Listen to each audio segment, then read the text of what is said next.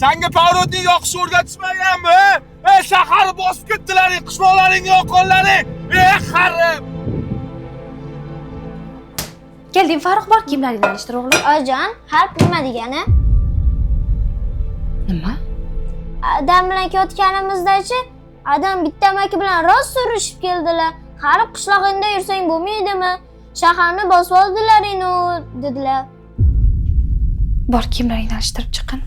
Bor. Ha, Dilbar tinchlikmi? Qayoqqa? Qishloqqa. Yangi qonun chiqdi, eshitmadingizmi? Qanaqa qonun? Endi hamma qishloqlar to'g'ri qilib aytganda viloyatdan kelganlar o'zini viloyatiga borib yasharkan. Bo'lmagan gap. Qachon topasan bunaqa gaplarni, ha? Nega? Yaxshi emasmi? Endi ko'chalar tirband bo'lmaydi. Xohlagan vaqtingiz ko'chaga chiqib bemalol yura olasiz. Hamma joyda o'zingiz xohlagandek faqat Toshkentliklar.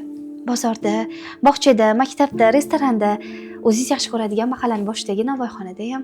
Bolaligimdan shu Toshkentga kelib, yaxshi kasb egasi, oliy ma'lumotli bo'lish uchun tinmasdan o'qidim. Qiz bola boshim bilan ota-onamga qarshi chiqib, uyimdan 1000 kilometrlab uzoqda yotoqxona, kvartira yashab yurdim. Tosh shaharingizda jon saqlab qolish oson bo'lmadi.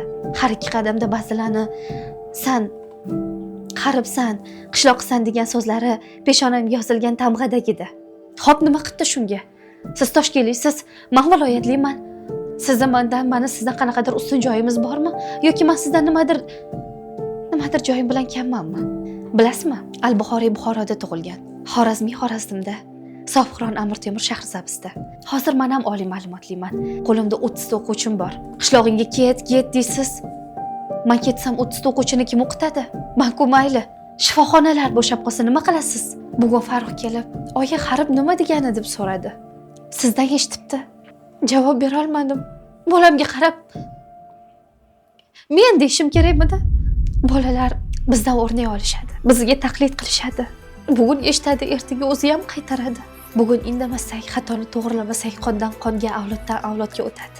Keyin bu millat fojiasiga aylanadi. Bir vatanda yashab, bir-birimizga dushman bo'lamizmi? Bir qarorga keldim. Farzandlarim kelajakda odamlarni ajratmasligi uchun, shaharlik, qishloqlik, oq, qora, boy, kambag'al demasligi uchun ularni shifokor bo'lishini xohlayman. Har holda shifokor inson jon qadrini biladi. U uchun urib turgan yurak eng muhimi. Yoshlikdan bu kasbga mehri oshish uchun ularni Yevromed maktabiga beraman. U yerda nafaqat ta'lim, balki tarbiya muhim. Kelajakda kim bo'lishidan qat'iy nazar muhimi inson bo'lsin.